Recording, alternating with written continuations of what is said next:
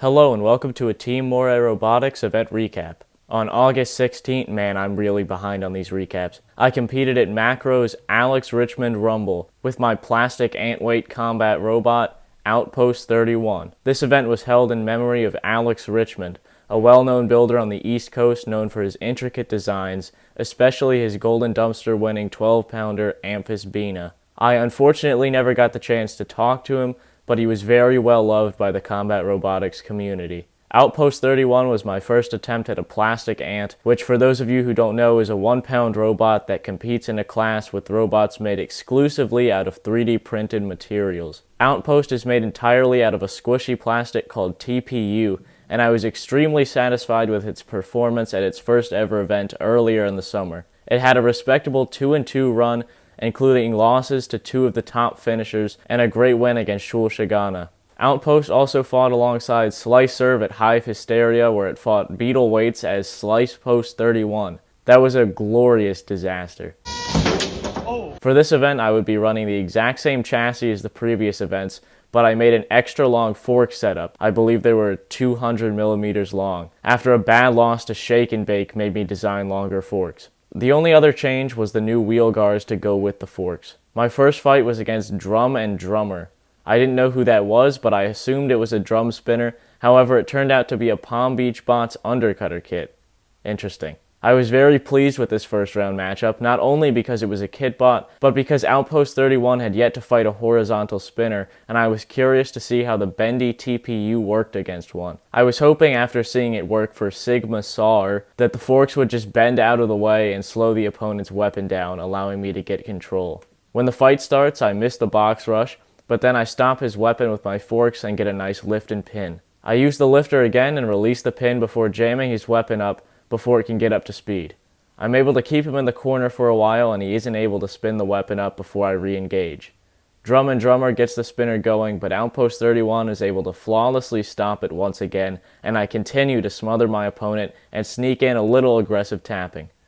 Drum and Drummer gets up to full speed, and exactly as I had hoped, my fork flexes out of the way and slows his weapon to a stop. Outpost 31 continues its control, getting another lift followed by a series of lifts and pins in the corner.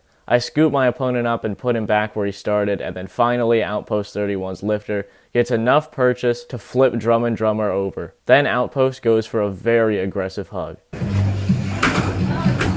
I make a stupid mistake by bringing the lifter up into his now overhead spinner, which pulls the whole servo out of Outpost 31. Without the ability to lift him up, I have a hard time releasing Drum and Drummer, but I'm able to a little bit late. With one more moment of control, the fight goes to the judges. Despite the lifter no longer being able to do anything, Outpost 31 took the victory. Damage was minimal. The servo just had to be put back into the robot and some screws backed out a little bit on the moment where Drum and Drummer got up to full speed and hit me. Continuing in the winner's bracket, my next opponent would be Phenomenito, built by Brandon Bennett Young, who you know from running Phenomenon and Vorion at NHRL, as well as the Behind the Bots podcast. He's a Golden Dumpster and Havoc All-Stars winner, so I knew this one would be tough. However, Outpost 31's new forks gave me a crazy reach advantage, meaning he would have to outdrive me to do much of anything.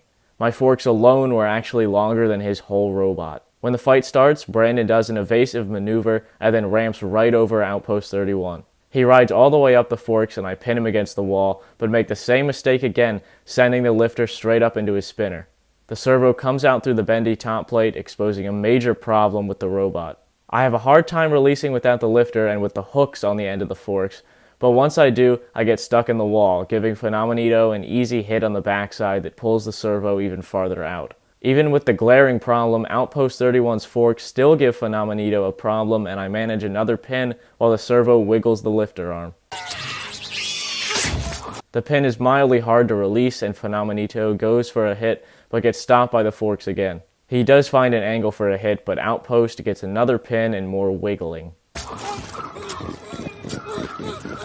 The pin is hard to release again, and after a bit of lining up a hit, I get flipped, and then Phenomenito hits the backside, which pulls out a bunch of wires. The servo wires are connected to all of these other internals, so by hitting them, he basically had a rope to pull that would pull everything else out with it. The wires entangle his spinner, calling for an unstick. After the unstick, Outpost 31 was barely moving and had its internals hanging out, but I've never tapped out, so I wanted to keep going. One hit tears everything out even more, tethers my opponent to me, and unplugs the receiver, meaning I can't move at all. Shockingly, I was counted out and lose the fight on this image. Well, that was interesting. This fight made it clear that there needed to be something to keep the top plate down on the corner with the servo. Even though it ended in disaster, the forks were very effective and Outpost didn't really do so bad for most of the fight. Somehow, even with so many parts being ejected, the only thing that was actually damaged was the drive ESC, where one wire broke at the solder joint. The back had some Phenomenito spinner rubbed off on it, and a googly eye lost its pupil. To fix the servo issue, I had a genius solution. Tape. Now in the elimination bracket, Outpost 31 couldn't lose again or it would be eliminated from the tournament. Of course, I had to fight Lars. Ignis is a four-wheel drive lifter vertical spinner hybrid, kind of like Big Dill from BattleBots. It's a fantastic robot and I didn't feel great going into this one, but at least I had more reach. When the fight starts, I easily get under Ignis and pin him against the wall. When it's time to release, I have a very hard time as the forks are stuck too far underneath my opponent and the barbs near the tips are keeping him on there. I release very late and Ignis starts getting hits in.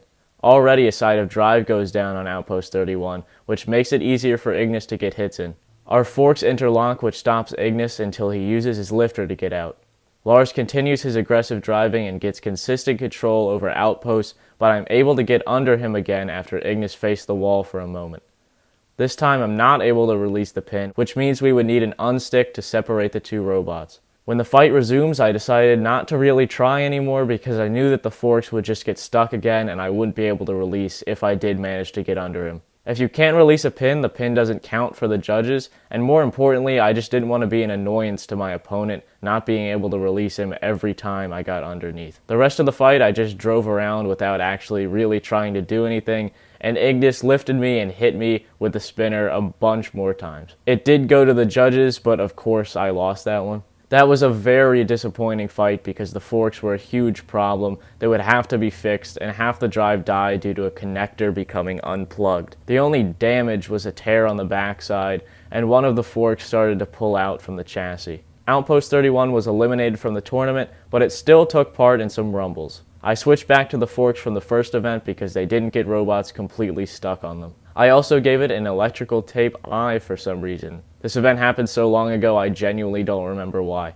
In the first rumble, Outpost 31 fought my dad's robot Slice Serve, the plastic version of Taipan Thai Plant, Shul Shagana, Goob Tube, RCE Champion the Captain, Redacted, Squishy, and half of the multibot Omega Cancerinator 5000.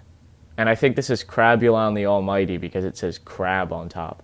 This means Outpost 31 would be fighting 9 robots at the same time. It was guaranteed to be a chaotic rumble with 10 different robots in the arena, so I'm only going to focus on what Outpost 31 did during the rumble. I do like an eighth of a box rush and get underneath Thai Plant before everybody piles up in the corner. I drive straight under Thai Plant, and then Slice Serve lifts me on top of a bunch of other robots, where Outpost 31 bounces across a ton of robots beneath it. I go after Crabulon and Goob Tube ends up doing whatever this is. The Captain lands on top of Outpost and I get a lift. Then a bunch of chaos happens and Goob Tube just drives straight over Outpost 31 and right into Thai Plant. The Captain gets some hits off before I pin Squishy, and Redacted goes flying after hitting my wheel. The Captain gets a few more nice hits, and then I get stuck underneath Squishy. Thai Plant loosens the left wheel, and if you slow it down, something ridiculous happens. Redacted hits Slice Serve, who gets knocked into Outpost 31 right on the loose wheel, and knocks it off the motor shaft before it comes completely off. With half my drive down, it would be harder to get underneath anyone. Oh, never mind. Outpost juggles Thai Plant around for a little, and then Redacted does it again where it uses Omega Cancerinator as a doorstop for at least a 4-way pin, maybe 5. I don't really know how to count this. The Captain bounces off my face, and you can see that I have a harder time staying in the action with only half drive. I flip Thai Plant around a few more times before the rumble ends. The Captain ends up on top of Outpost 31 after the fight ends though. Well, that was another ridiculous rumble, and I loved it. Damage-wise, there was really only this tear in the backside and a little bit of the screws pulling out, and of course the wheel coming off because I didn't tighten it, I guess. If you thought one rumble was enough, you're wrong. There are never too many rumbles. Outpost 31 joined another one, but this time it would be a 6-on-1. Outpost 31, Slice Serve, Shul Shagana, Tie Plant, the Wedge Half of Omega Cancerinator 5000, and Goob Tube teamed up to fight the mythical Pleatle. The Pleatle is a plastic beetle weight, meaning it was 3 pounds. If I remember correctly, Mitchell, who runs Ultraviolet, is the one who brought this Pleatle. When the fight starts, Tie Plant gets sent to space, and then Outpost 31 gets hit, and while in the air, Tie Plant comes down on top of Outpost 31 like a bomb. Then I get sent to the roof. I right my buddy Tie Plant, and the rest of us hobble around while Slice Serve manages to get a pin. Outpost takes a hit, and then another one, then gets tangled up in some exchanges. Then the biggest reaction to a pin I've ever seen happens. Outpost 31 gets shoved into Slice Serve, who lifts me and allows the Pleatle to get another big pop. I struggle with some weight distribution issues while the Cancerinator Wedge Half gets another pin. It's unable to release the pin, so Slice Serve pulls one of the greatest moves I've ever seen in a Rumble. The Pleatle backs straight over Outpost 31 and I get a lift, and then we try to corral him in the corner before the Pleatle snipes Outpost 31's left wheel. I can't really do much with half drive while Slice Serve stuff happens until the Pleatle gets pushed into me, where I do get a little lift in. I get another lift in the corner, followed by some aggressive tapping before the fight ends. After the fight, Tie Plant wanted to keep hitting the Pleatle, I guess, so it decided to fight back. The entire motor shaft got snapped off when Outpost 31 got hit on the wheel, and considering how other robots looked after the Rumble, I think I'm pretty happy with that amount of damage. Anyway, that's it. A little bit of a disappointing run after Outpost 31's first event, but it was still a lot of fun. I obviously needed to change the forks so they don't get stuck under everyone, which I did, and I've run it at a few other events now. I'll get around to those videos eventually, but for now, happy holidays, and thank you for watching.